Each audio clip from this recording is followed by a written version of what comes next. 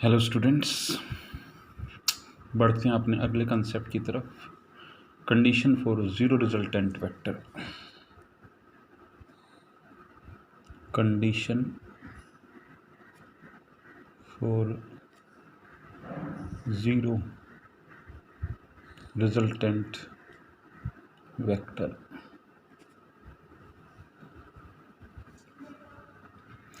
Zero resultant vector के लिए क्या कंडीशन होती है?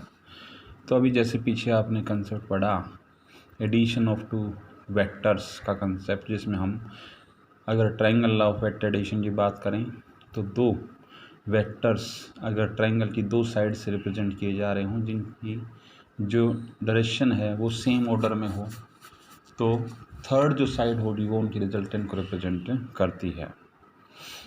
तो जीरो रिजल्टेंट कब आ सकता है? अगर दो वेक्टर हमने ये ले लिए ए और बी, और इनका resultant triangle law of vector addition के अकॉर्डिंग क्या होता था, उसकी डायरेक्शन अपोजिट ऑर्डर में ली जाती थी।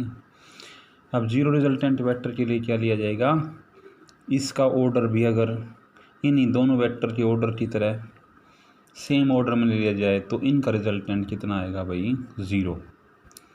तो उस केस में जीरो रिजल्टेंट के लिए अगर ये ए वेक्टर रिप्रेजेंट कर रहे हैं, ये बी वेक्टर रिप्रेजेंट कर रहे हैं, और तीसरा वेक्टर जो लिया जा रहा हो उसकी डायरेक्शन ये हो, तो इन तीनों वेक्टर्स का जो रिजल्टेंट वेक्टर होगा वो कैसा होगा भाई, एक जीरो वेक्टर होगा। क्यों? क्योंकि रिजल्टेंट इन दोनों का इस डायरेक्शन में होना था और ये थर्ड वेक्टर इस डायरेक्शन में शो कर रहा है, तो दोनों एक दूसरे के इक्वल एंड अपोजिट आ गए, तो नेट रिजल्ट वहाँ पर क्या आ जाएगा भाई, जीरो आ जाएगा। तो इस सिचुएशन में हमारे पास जो कंडीशन रहेगी वो क्या रहेगी कि ये मान लीजिए कोई पॉइंट आपने सेलेक्ट कर लिया, ये ए बी, और ये मान लीजिए थर्ड वेक्टर सी ले लिया, तो यहाँ पर अगर पॉइंट आप जिस चीज़ से पी क्यू आर से रिप्रेजेंट करते हैं, तो इक्विलिब्रियम की कंडीशन में जीरो रिजल्टेंट वेक्टर जब आएगा तो उस केस में क्या होगा भाई, A upon P Q it will be equal to B upon Q R it will be equal to C upon R P. ये इक्विलिब्रियम की कंडीशन वहाँ पर हमारे पास लाई कर जाएगी। अब देखिए, इसी से रिलेटेड एक थ्योरम हम यहाँ पर स्टडी करेंगे, और उस थ्योरम को हम किस नाम से लेकर चलते हैं, लेमीज थ्योरम। Lami's theorem. तो लेमीज थ्योरम क्या कहती है भाई, कि अगर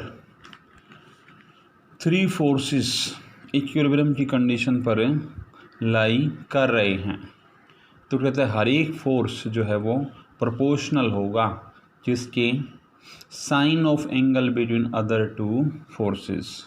ये मान लीजिए कोई थ्री फोर्सेस दिखा रखे हैं,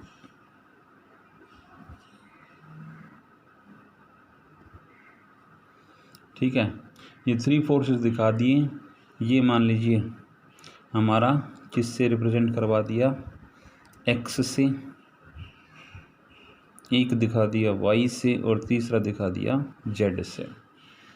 अब इनके कंसर्न अगर एंगल दे रखे हों, एक्स और वाई के बीच का एंगल अल्फ़ा दे रखा हो, वाई और जेड के बीच का एंगल हमारे पास क्या दे रखा हो, बीटा दे रखा हो, और जेड और एक्स के बीच का एंगल गामा दे रखा हो, तो लेमीज थ्योरम क्या कहती है कि भाई Z upon sine of alpha it will be equal to X upon sine of beta it will be Y upon sine of gamma. तो लेमीज थ्योरम क्या कहती है, अगर थ्री फोर्सेस इक्विलिब्रियम कंडीशन में आ रहे हों, मींस उनका तीनों का जो रिजल्टेंट है वो क्या आ रहा हो, एक ज़ीरो वेक्टर आ रहा हो। जीरो वेक्टर आप यहाँ पर इजीली समझ सकते हैं, इन दोनों का जो रिजल्टेंट होगा वो बीच से पास होने वाली लाइन होगी और वो इसके इधर ये अपोजिट डायरेक्शन में आ रहा है, दोनों एक दूसरे को इक्वेट कर जाएंगे तो नेट रिजल्ट यहाँ पर क्या आ जाएगा, जीरो, और जीरो आ गया तो ये इक्विलिब्रियम कंडीशन में ये फोर्स सेट करेंगे।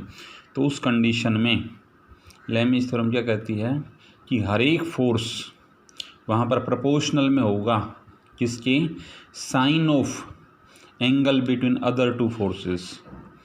ये हम फोर्स लेकर चल रहे हैं तो ये प्रोपोर्शनल में होगा किसके, sine of angle between other two forces. Other two forces कौन कौन से थे, एक्स और वाई के बीच का एंगल अल्फ़ा। यहाँ पर अगर हम एक्स लेते हैं तो इसको छोड़कर दो फोर्स कौन से बच गई, वाई और जेड, तो इनके बीच का एंगल क्या है, बीटा।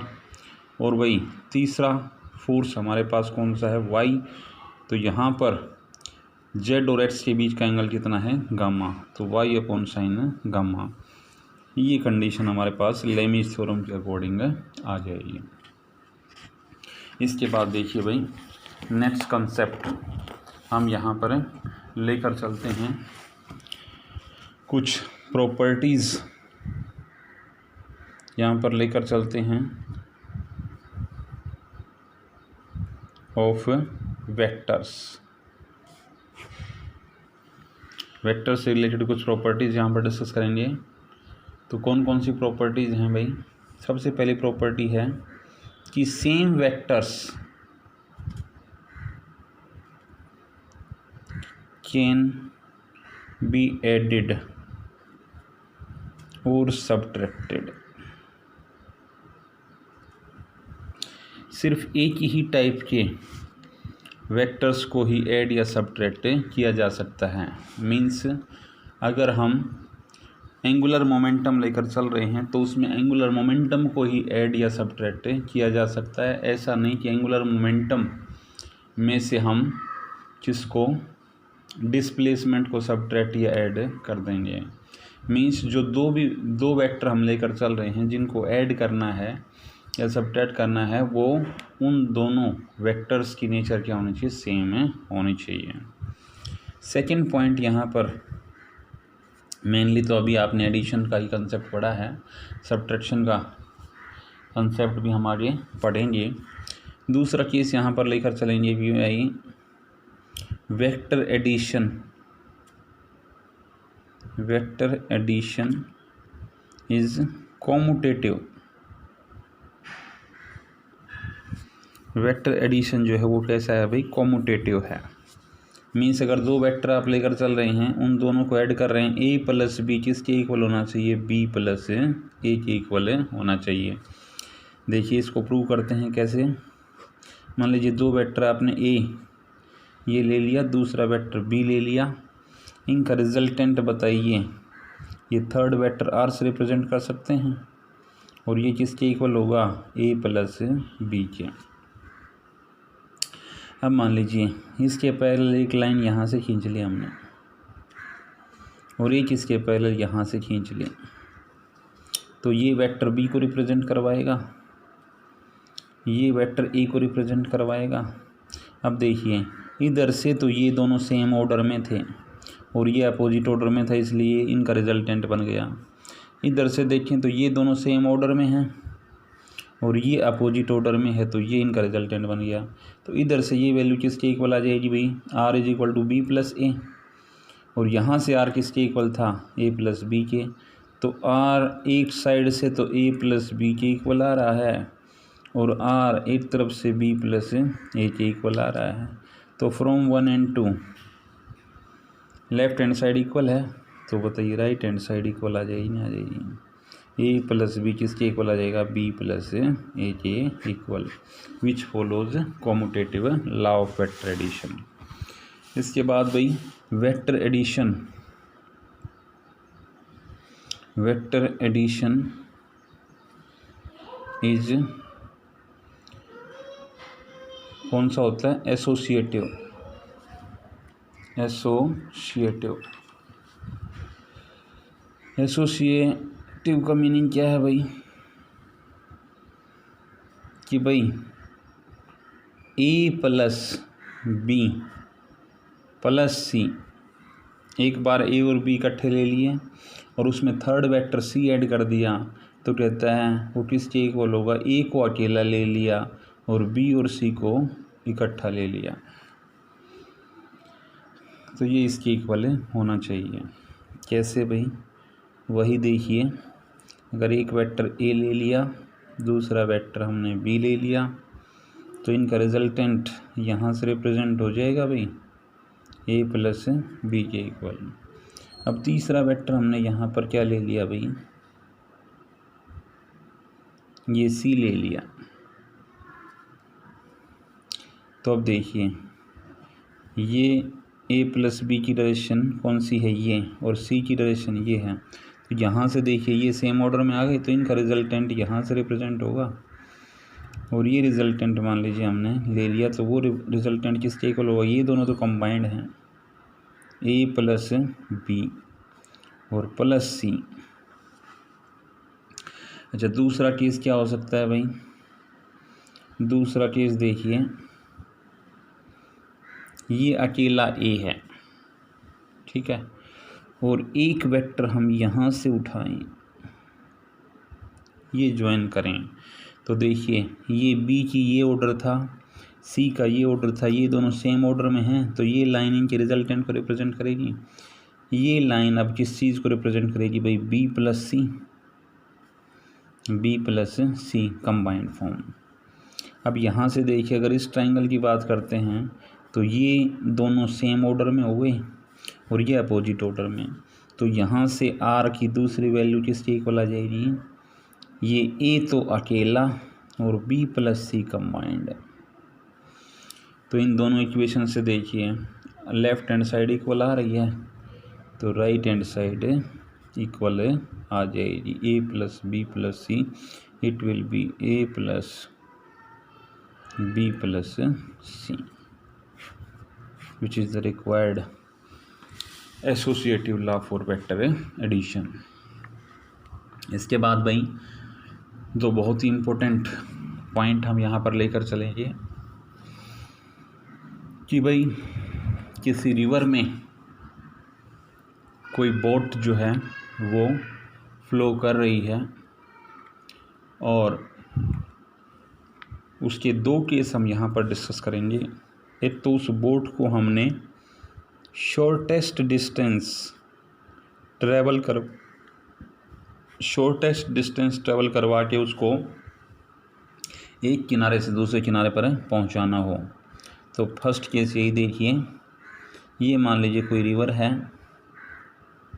और ये वाटर फ्लो कर रहा है राइट साइड में, और इसमें से किसी बोट को हमने इस रिवर को क्रॉस करवाना है और आपसे कहा जाए कि वो बोट क्या करे, शॉर्टेस्ट डिस्टेंस कवर करते हुए एक किनारे से दूसरे किनारे पर पहुंच जाए। तो देखिए भाई, अगर हम बिल्कुल स्ट्रेट डायरेक्शन में उस बोट को अगर ट्रैवल करवाएंगे तो देखिए, क्योंकि रिवर फ्लो करती आ रही है इसीलिए वो अपने बहाव के साथ इसको आगे ले जाएगी, और आगे ले जाएगी तो ये जो पाथ आएगा उसका वो क्या होगा, इस पाथ के कंपैरेटिवली क्या होगा, लॉन्गर होगा। लेकिन हमें तो डिस्टेंस क्या करनी है, शॉर्टेस्ट ट्रैवल करनी है, तो उसके लिए मेथड क्या अप्लाई किया जाएगा कि बोट को पहले ही इस डायरेक्शन में रखेंगे ताकि जब वो रिवर का फ्लो उसको अफेक्ट करे तो फाइनली वो स्ट्रेट लाइन पाथ में एक एंड से दूसरे एंड पर चली जाएगी। अब ये देखिए, एक वेक्टर तो हमने यहाँ पर रिवर फ्लो का ले लिया और एक वेक्टर यहाँ पर ले लिया जिसका भाई बोट के फ्लो की डायरेक्शन। तो मान लीजिए V1 वेक्टर बोट के फ्लो की डायरेक्शन ले ली, V2 वेक्टर रिवर फ्लो की डायरेक्शन ले ली। तो बताइए, दो वेक्टर हमने ले लिए और बीच से पास होने वाला वेक्टर, बताइए इनके रिजल्टेंट को रिप्रेजेंट कर जाएगा नहीं कर जाएगा। तो अगर ये एंगल यहाँ पर कितना लिया जा रहा हो भाई, थीटा लिया जा रहा हो, तो यहाँ से देखिए ये हमारे पास एक राइट एंगल ट्रायंगल बन गई। राइट एंगल ट्रायंगल बन गई तो ये V2 है तो ये भी V2 हो जाएगी। ठीक है। तो अब ये देखिए, ये इधर डायरेक्शन, ये इधर डायरेक्शन, तो ये अपोजिट ऑर्डर में ये रिजल्टेंट आ गया, नहीं आ गया इनका। तो ये रिजल्टेंट कहाँ से निकलेगा? अब अगर रिजल्टेंट वेलोसिटी को v से रिप्रेजेंट कर रहे हों तो बताइए v की मैग्नीट्यूड यहाँ से पाइथागोरस थ्योरम का यूज़ करके निकाल सकते हैं। v1 स्क्वायर किसके इक्वल होगा?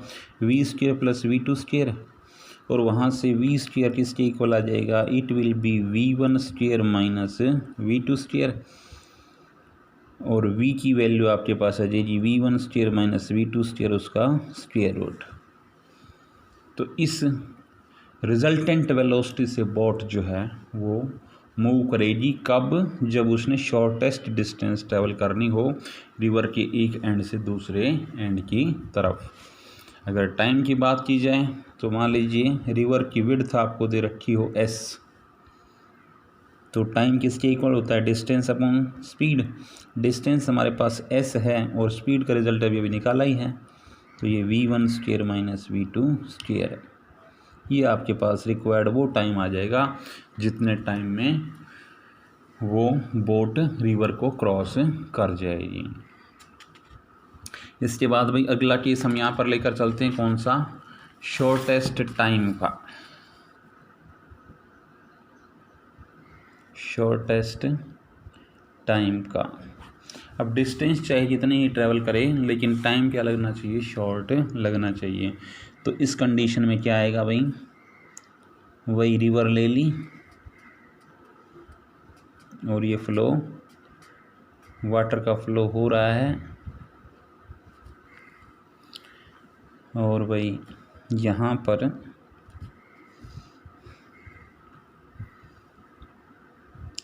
अब वो कंडीशन तो है नहीं कि भाई कम से कम डिस्टेंस ट्रैवल करनी है। अब चाहे डिस्टेंस कितनी ही ट्रैवल करे लेकिन टाइम वहाँ पर कम लगना चाहिए।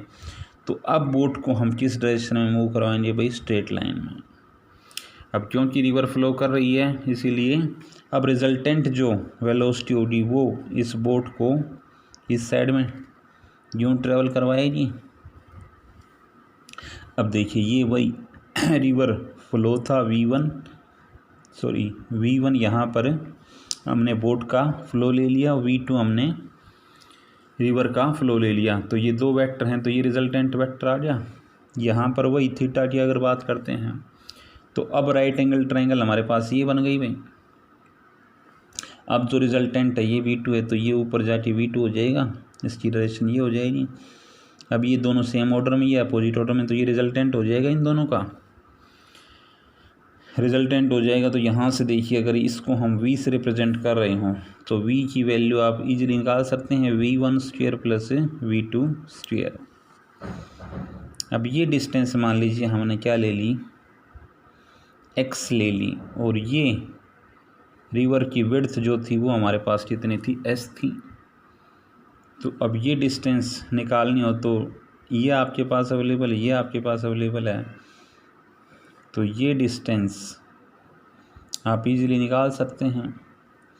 ये डिस्टेंस मान लीजिए हमने क्या ले ली भाई? y ले ली, तो y किसके इक्वल आ जाएगा? y स्क्वायर अप्लाई कर दो इस पर भी पाइथागोरस थ्योरम। y स्क्वायर किसके इक्वल हो जाएगा? x square plus s square, और यहाँ से y आ जाएगा आपके पास under root of x square plus s square. अब देखिए रिजल्टेंट वेलोसिटी आपके पास अवेलेबल, रिजल्टेंट डिस्टेंस आपके पास अवेलेबल, तो कितना टाइम लगेगा वो देखिए। यहाँ पर डिस्टेंस अपॉन स्पीड या वेलोसिटी, ये कितना है? x square plus s square, और वेलोसिटी थी v1 square plus v2 square, इसका स्क्वायर रूट।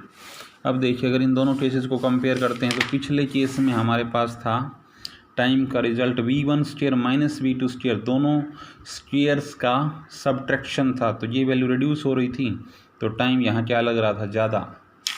और यहाँ पर v1 स्क्वायर और v2 स्क्वायर का एडिशन है, तो ये वैल्यू क्या हो जाएगी? ज़्यादा, तो टाइम यहाँ क्या लगेगा? कम।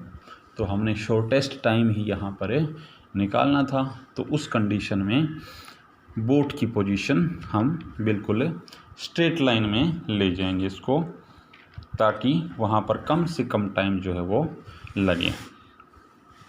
इसके बाद अगला कंसेप्ट हम लेकर चलते हैं भाई, subtraction of vectors. Subtraction of vectors, तो दो वेक्टर्स को सब्ट्रैक्ट कब किया जाता है? जब एक वेक्टर में दूसरे का नेगेटिव वेक्टर अगर हम ऐड कर देते हैं। पीछे हमने डेफिनेशन बताई थी नेगेटिव वेक्टर की। नेगेटिव वेक्टर कौन सा वेक्टर होता है? किसी भी वेक्टर का नेगेटिव वेक्टर वो वेक्टर होता है जिसकी मैग्नीट्यूड तो उसी वेक्टर के इक्वल होती है, लेकिन उसकी डायरेक्शन उस गिवन वेक्टर के क्या होती है? अपोजिट होती है। तो मान लीजिए दो वेक्टर हैं भाई, ए एंड बी। आप इन दोनों को सब्ट्रैक्ट करना चाहते हैं, ए माइनस बी का रिजल्ट चाहते हैं, तो इसको बताइए हम यूँ रिप्रेजेंट कर सकते हैं, A plus minus B. Plus minus product क्या हो जाएगी? माइनस। तो ए में अगर बी का नेगेटिव वेक्टर हम ऐड कर दें तो ए और बी का किस चीज़ की वैल्यू आ जाएगी भी? सब्ट्रैक्शन की वैल्यू वहाँ पर आ जाएगी। किस तरह से इसको समझा जा सकता है?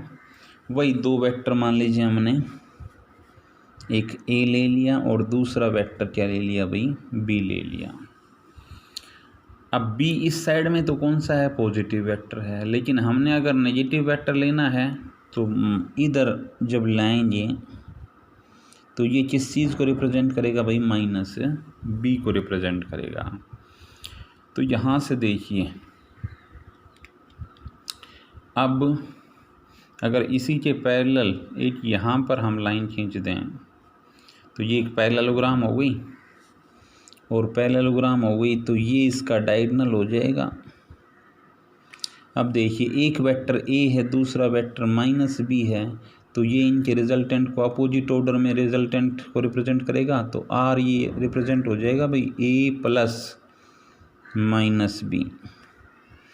तो ये रिजल्टेंट ए और बी के सब्ट्रैक्शन को यहाँ पर रिप्रेजेंट करेगा।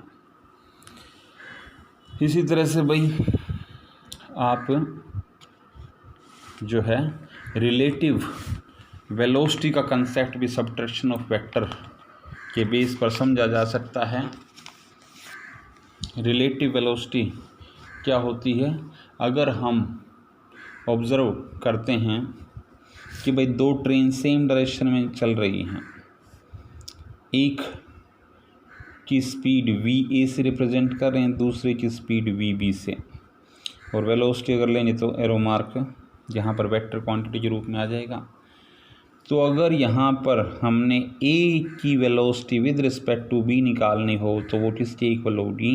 It will be V A minus V B. Relative velocity of A with respect to B जो यहाँ पर आएगी वो किसके इक्वल आएगी? V A minus V B, अगर दोनों की सेम डायरेक्शन है। यहाँ पर ये मैग्नीट्यूड अगर आप निकालेंगे तो साथ में मॉडुलस लगा देंगे, और अगर दोनों की अपोजिट डायरेक्शन है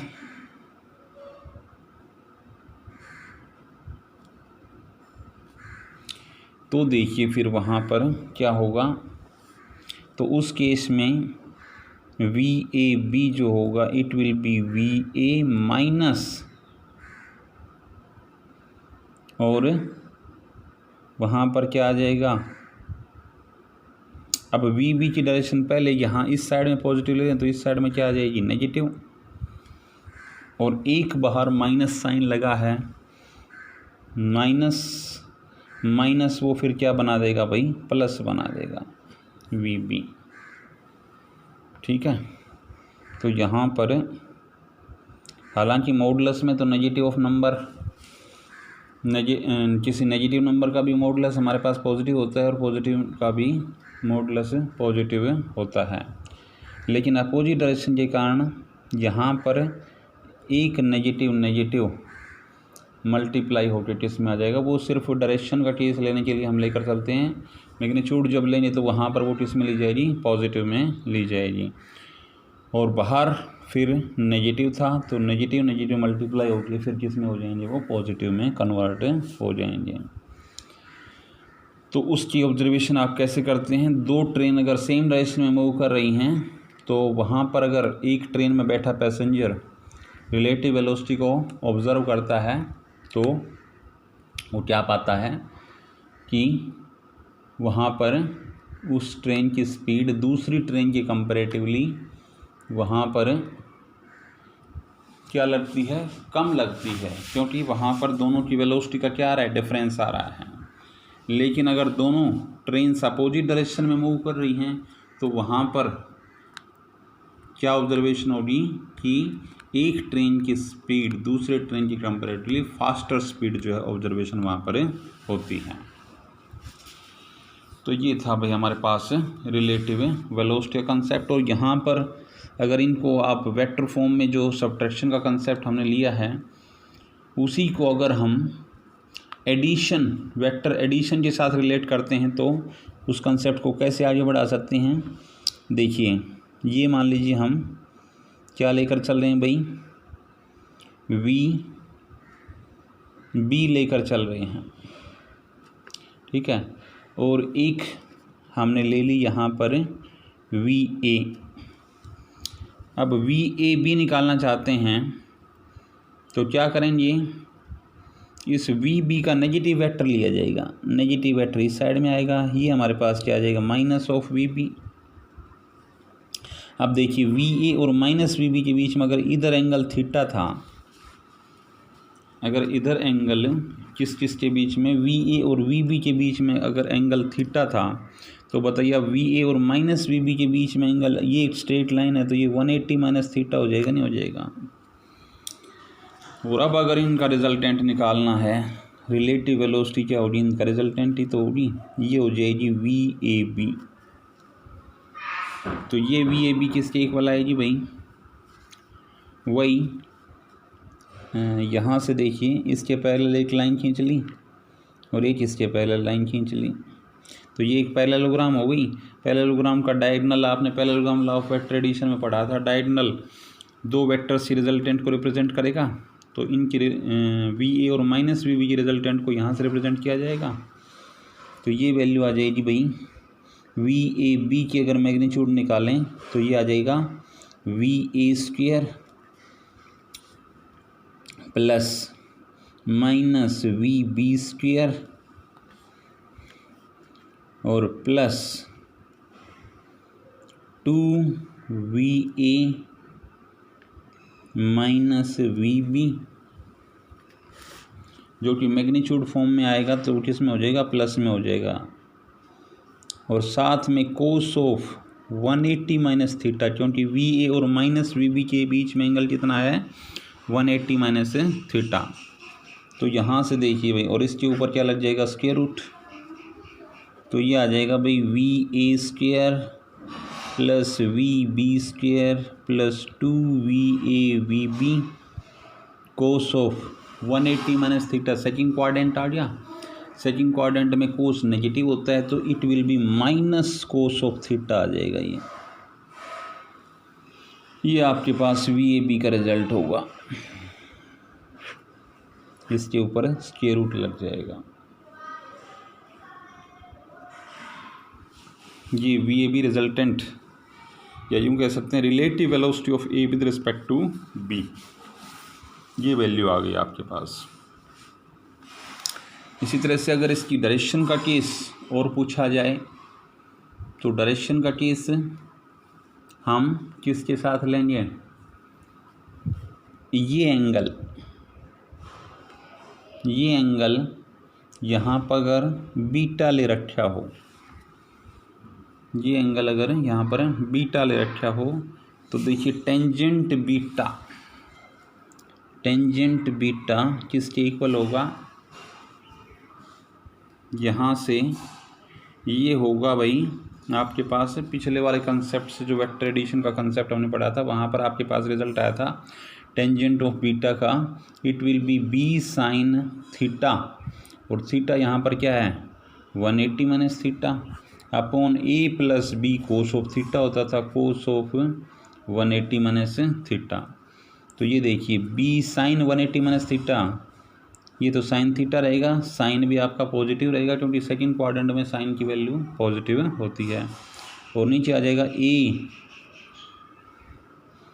minus B cos of theta, क्योंकि कोस 180 माइनस थीटा की वैल्यू कितनी होती है, माइनस कोस थीटा।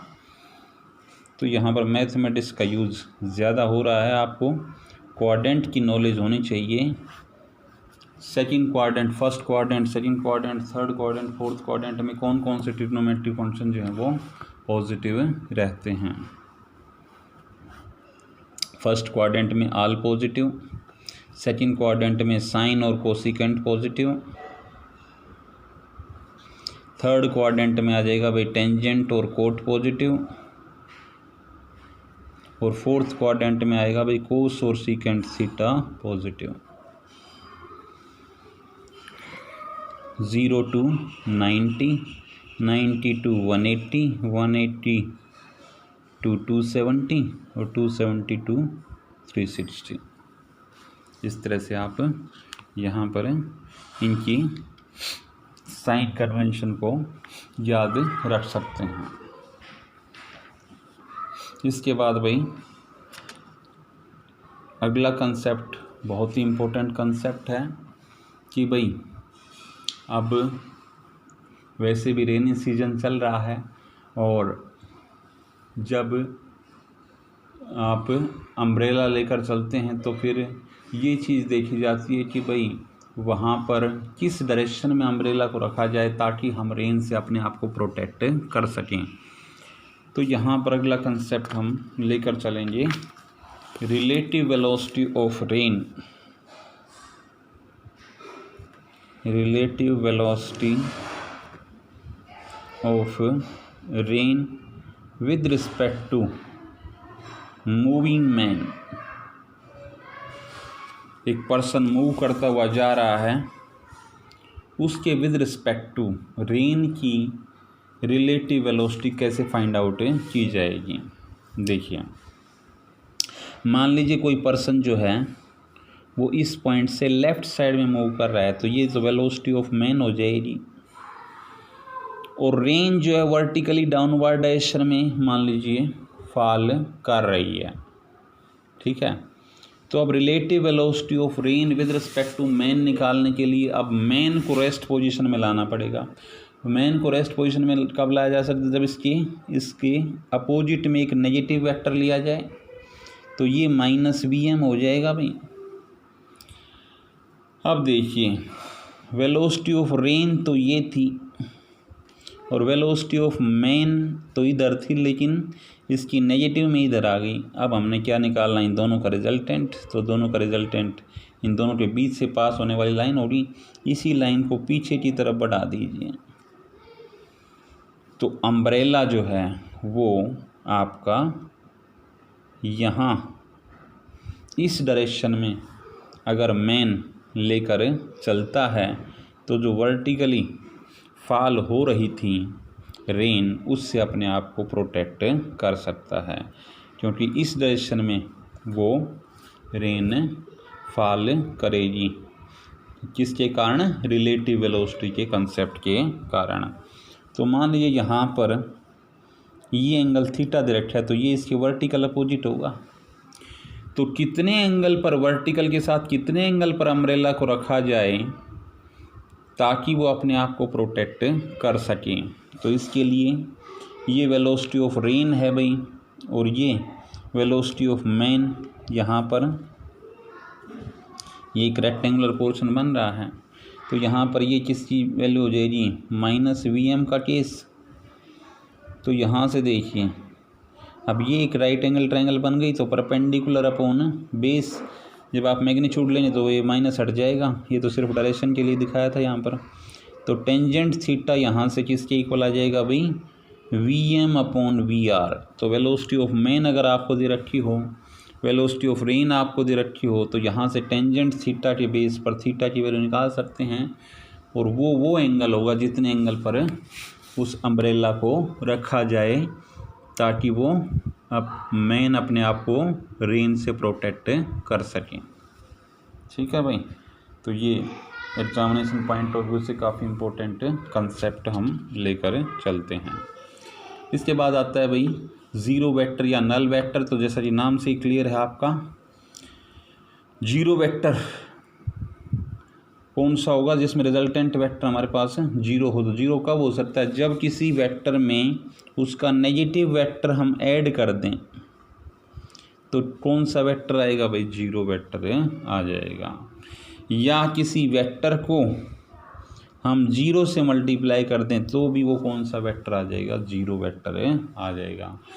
तो जीरो वेक्टर वो वेक्टर होता है जिसकी मैग्नीट्यूड ज़ीरो होती है, और जब मैग्नीट्यूड ही ज़ीरो होगी तो उसकी डायरेक्शन को भी आइडेंटिफाई करना बड़ा मुश्किल होता है, वो काल्पनिक डायरेक्शन वहाँ पर होती है। ठीक है, तो इसको दूसरा नाम हम जीरो वेक्टर का क्या कहते हैं भाई, नल वेक्टर भी कहा जाता है। इसके बाद भाई अगला कंसेप्ट हम यहाँ पर लेकर चलते हैं, रिजोल्यूशन ऑफ ए वेक्टर।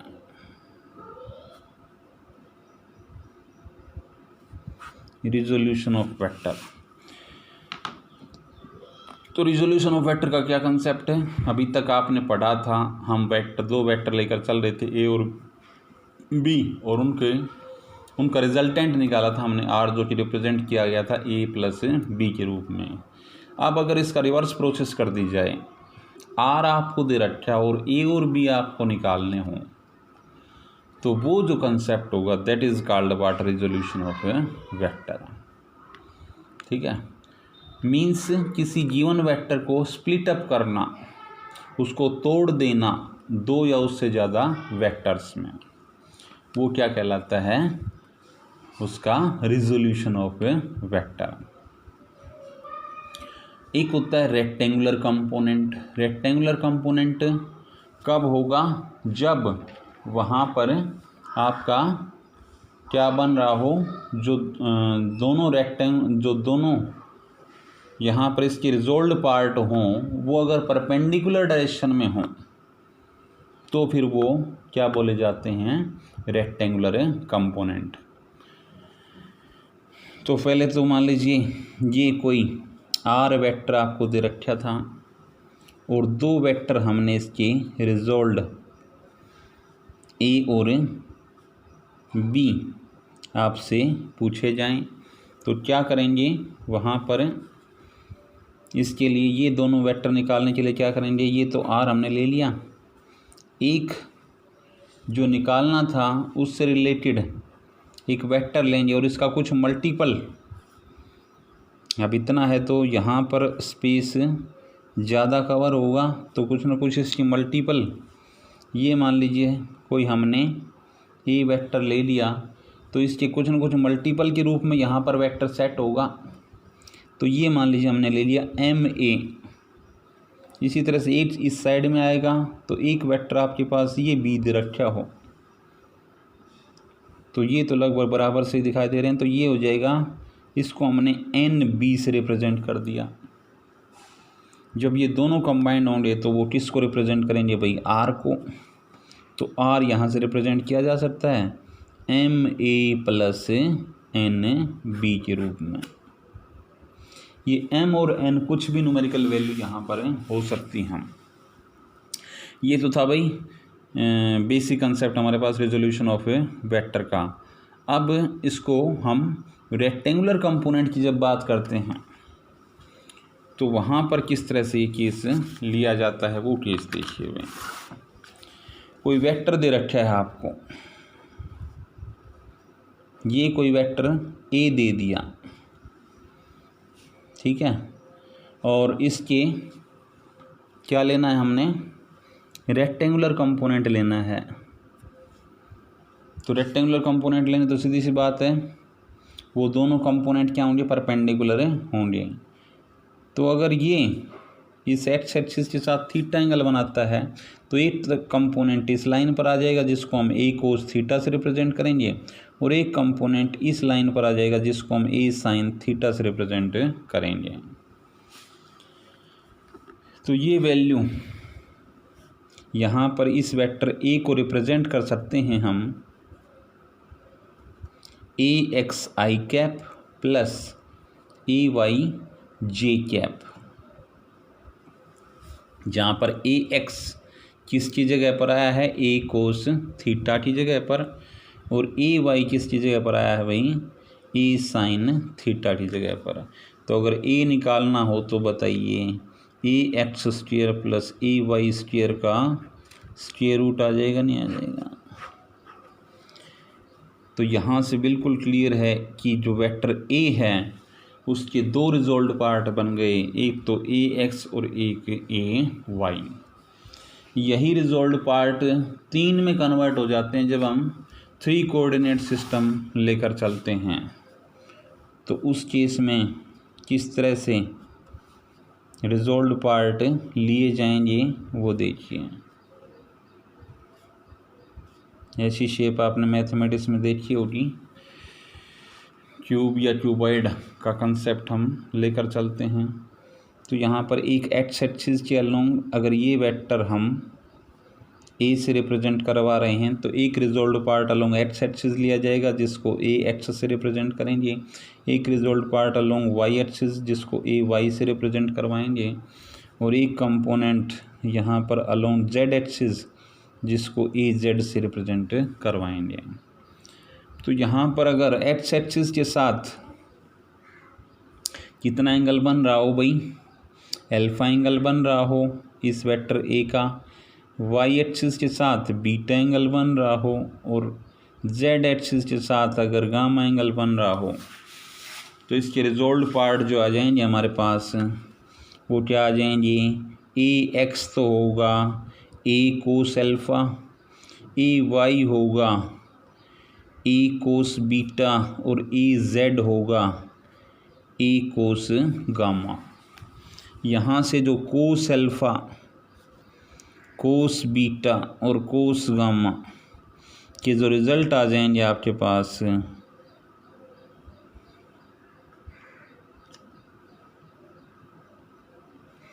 ये जो रिज़ल्ट आ जाएंगे ये क्या बोले जाते हैं भाई, direction cosine, direction cosines of A along 3 axis, X axis, Y axis and Z axis. ठीक है, ये आपके पास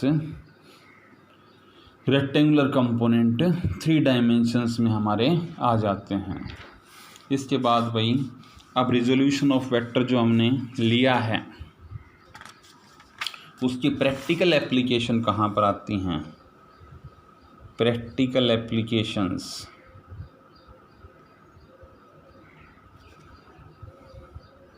ऑफ रिजोल्यूशन ऑफ वेक्टर।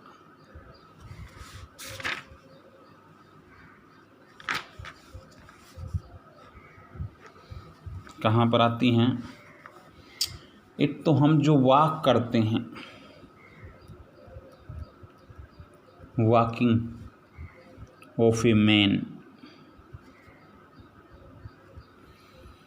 इसमें किसका कंसेप्ट यूज़ होता है भाई, रिजोल्यूशन ऑफ वेक्टर का। कैसे कि भाई जैसे ही आप कदम रखते हैं तो जैसे ही आपने यहाँ पर अपने पाँव को रखा ज़मीन पर तो आप क्या करते हैं, ज़मीन के ऊपर फोर्स अप्लाई करते हैं और उसकी डायरेक्शन कहाँ पर होगी, डाउनवर्ड। ये हमारा क्या हो गया भाई, एक्शन। अब आपने Newton's third law of motion में पढ़ा है, action and reaction are equal and opposite to each other. तो आप ज़मीन के ऊपर डाउनवर्ड साइड में फोर्स अप्लाई कर रहे हैं तो ज़मीन जो है आपके पैर के ऊपर अपवर्ड डायरेक्शन में फोर्स एग्जिस्ट करेगा, जो जिसको नॉर्मल रिएक्शन से हम रिप्रेजेंट करवाते हैं। तो अब अगर ये रिएक्शन ग्राउंड के साथ थीटा एंगल बनाती है तो बताइए अब आर को रिजोल्व किया जा सकता है, अभी समझाया था resolution of vector. Along the angle तो आर कोस थीटा आ जाएगा और perpendicular component R sine theta आ जाएगा। अब क्योंकि जैसे ही आप पैर ज़मीन पर रखते हैं तो आपका वेट यहाँ पर डाउनवर्ड डायरेक्शन में एक्ट करेगा, तो देखो आर साइन थीटा तो यहाँ पर बैलेंस कर गया किसको, वेट को। तो ये तो इक्विलिब्रियम कंडीशन आ गई। अब बचा ये कंपोनेंट, तो यहाँ पर आर कोस थीटा इस साइड में किसको बैलेंस करेगा भाई, फ्रिक्शन फोर्स यहाँ पर लगेगा। अगर फ्रिक्शन फोर्स से आर कोस थीटा ज़्यादा हो जाता है उस कंडीशन में वी कैन वॉक। अगर ये कंपोनेंट आर का आर कोस थीटा अगर इस साइड में, ये एफ यहाँ पर कंफ्यूज कर देगा, एफ तो यहाँ पर ये क्या है, अप्लाइड फोर्स है। एफ यहाँ पर अगर अप्लाइड फोर्स को आप किससे पी से ले लें, ठीक है, और एफ यहाँ पर फ्रिक्शन फोर्स को रिप्रेजेंट करता हो, तो आर कोस थीटा जो होगा वो किससे, एफ से ग्रेटर होगा, जहाँ पर एफ फ्रिक्शन फोर्स को रिप्रेजेंट करता है। क्योंकि फ्रिक्शन अगर ज़्यादा हो जाए तो हम वहाँ पर नहीं चल पाएंगे। तो ये तो वॉकिंग ऑफ ए मैन, और उसमें किस तरह से रिजोल्यूशन ऑफ वेक्टर का कंसेप्ट यूज़ किया जा सकता है। एक दूसरी प्रैक्टिकल इसकी एप्लीकेशन क्या है कि भाई एक जो लान रोलर है, लान रोलर को कहता है it is easy to pull than to push it. एक लान रोलर को कहता है पुल करना ज़्यादा आसान होता है बजाय कि पुश करने के। किस तरह से इस कंसेप्ट को समझेंगे रिजोल्यूशन ऑफ वेक्टर के कंसेप्ट से। ये देखिए भाई, यहाँ से मान लीजिए ये जो है वहाँ पर लान रोलर को क्या किया जा रहा है भाई, पुल किया जा रहा है, अपनी तरफ खींचा जा रहा है इसको। तो जिस फोर्स से खींचा जा रहा है उस फोर्स को मान लीजिए हम एफ से रिप्रेजेंट कर रहे हैं, ठीक है। तो यहाँ पर ये अगर थीटा एंगल बन रहा हो तो यहाँ पर ये कंपोनेंट आ जाएगा भाई एफ कोस थीटा। इसी तरह से परपेंडिकुलर डायरेक्शन में यहाँ पर आ जाएगा भाई एफ साइन थीटा। और अगर वेट की बात करते हैं तो वेट कहाँ पर आ जाएगा भाई, डाउनवर्ड डायरेक्शन में। तो अगर नेट वेट की बात करते हैं तो यहाँ पर देखिए भाई W में से एफ साइन थीटा, और W और एफ साइन थीटा एक दूसरे की सब अपोजिट हैं, तो नेट वेट यहाँ पर दोनों का डिफरेंस आ जाएगा W minus F sine theta आ जाएगा। ये तो कौन सा केस हो गया भाई, पुलिंग केस। और अगर हम पुशिंग केस लेते हैं, पुशिंग केस में क्या होगा भाई, अब पुश करना है तो यहाँ पर डाउनवर्ड डायरेक्शन में, इससे डाउनवर्ड डायरेक्शन में ये फोर्स अप्लाई किया जाएगा, इसको पुश किया जाएगा।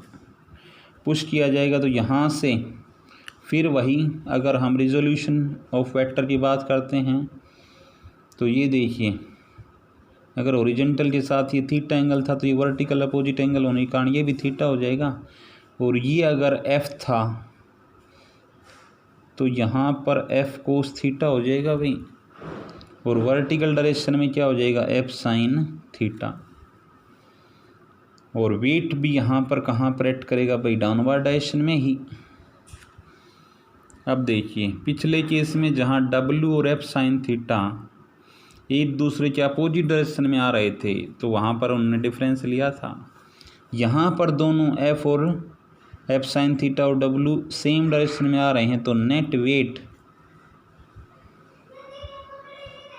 यहाँ पर किसके इक्वल आ जाएगा, W plus F sine theta. तो इन दोनों इक्वेशन से आप इजीली आइडिया लगा सकते हैं, इक्वेशन 1 एंड 2 से, कि नेट वेट किस में ज़्यादा है और किस में कम। तो जहाँ पर नेट वेट कम होगा वो चीज़ ज़्यादा आसानी से की जा सकती है, या जहाँ पर नेट वेट ज़्यादा होगा वहाँ पर उसको मूव करवाना ज़्यादा आसान होगा।